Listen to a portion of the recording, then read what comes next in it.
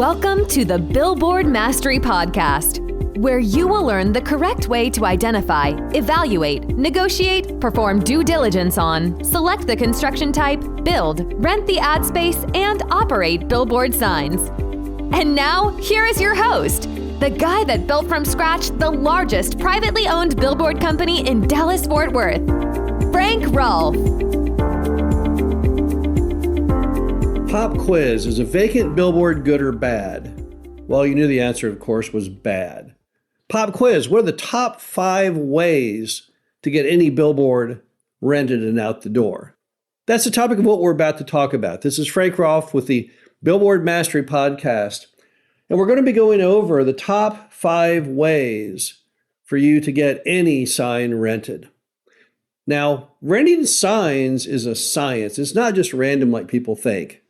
You don't just ponder it and they just come to you. No, you've got to have a system down. And these are the top 5 ways to get that system going for you. The first one is to put your phone number on your sign. Put sign available and a phone number. Sign for rent and a phone number. Because if you think about it, if we're trying to tell the world the billboard is so darned effective, why would it not be effective in renting itself? So if you put the big phone number up there, then advertisers coming from wherever they may be coming from, however random, they know that your sign is available for rent and what the phone number is to call and inquire about it. And I've rented billboards to people so far away I would have never found them. Carlsbad Caverns in New Mexico calling wanting billboards 500 miles away so people can start thinking about it. Casinos 100 miles away, again, wanting to start your thought process as you approach the casino. Hey, maybe I should have a gambling holiday. And if you don't have your phone number up on the sign, you'll never capture those kinds of advertisers. Number 2, make a complete list of who all the top players are for the billboard. Now, who would your top players be? Well, we all know in the world of billboards, the ability to say the words exit now is very, very critical. So it would clearly be anyone at the exits right after the billboard, maybe the next 2 or 3 exits. Those would be your very, very top players, because there's nothing more powerful than a sign than to have the name of the business and the words exit now or next exit or exit number. So those are the people who are your primary sources of an advertiser. Next, you got to reach out to those people, and you can reach out to them either by phone or by sending them a letter, letting them know that you've got this billboard that's available that you think would be perfect for them.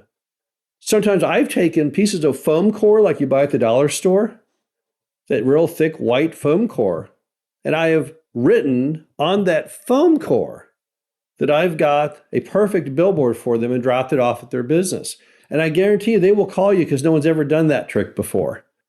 No one knows what to do with it. It's so awkward, they're going to be impressed that you put that effort in, that you kind of outsmarted the system rather than send them a regular letter, which, is forgettable. They might not have even opened. If you give them a big, giant calling card, then typically that will definitely get their attention. Number 4, after you've let them know you have this perfect sign for them, you got to reach out to them and see if they're interested. You have this list. These are your primary folks. You think, well, one of them is surely going to be perfect for it. Well, then reach out to them and let them know that you have the sign.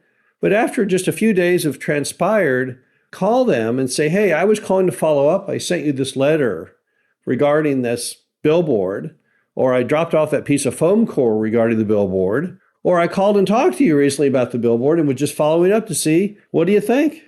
Does the billboard work for you? Finally, it's time to try and close the deal. You think of yourself as a stock exchange. You're trying to find the ideal customer for that billboard, but you don't really know what their budgets are. You don't really know their expectations of marketing. So the best you can try and do is try and match that sign with the best offer you can get from those people who it will probably work for. So find out what that price would be. You can use expressions like, what would I have to do to get you to rent this billboard, to try and smoke them out on really what their bottom dollar would be.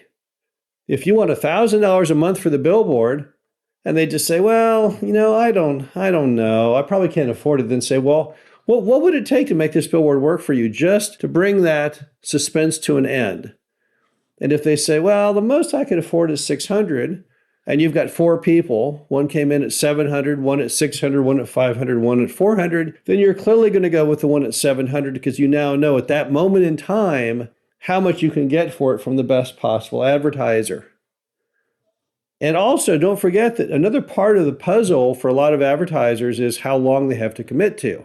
Some are willing to commit to signs if they have a shorter term to see whether it works for them or not. So if you want a 1-year deal on the sign, you may get a whole different subset of potential advertisers than if you allow someone to go 6 months. And if you get an advertiser on the 6-month deal at the higher rate and then they renew because they like it, then in the end you did better. It's also always important to remember that the key to happiness and success in the billboard industry is through renewal. You want people to renew. You want them to like that sign so much that they never want to get off of it. And that's why it's important that you think through who those primary prospects are, the people at those exits. Because if you match that sign with one of them and it's effective, then they'll stay on it year after year after year. And that makes your job so much easier. The bottom line is there is an advertiser for every sign in America. There's no reason to ever have a vacancy. When someone has a vacancy, the problem isn't that no one wants a sign. It's just that that sign company has not been very good at being a matchmaker, matching that sign with the best and most appropriate advertiser. But there is an advertiser for every sign. And if you follow the methods I just went over, you'll be able to find them fairly quickly, and that'll be a success for everyone involved. This is Frank Roth, the Billboard Mastery Podcast. Hope you enjoyed this. Talk to you again soon. Thank you for listening to the Billboard Mastery Podcast. Be sure to visit us at www.billboardmastery.com, where you can find past episodes of this show, plus an array of information to help you successfully build, buy, and operate billboard signs.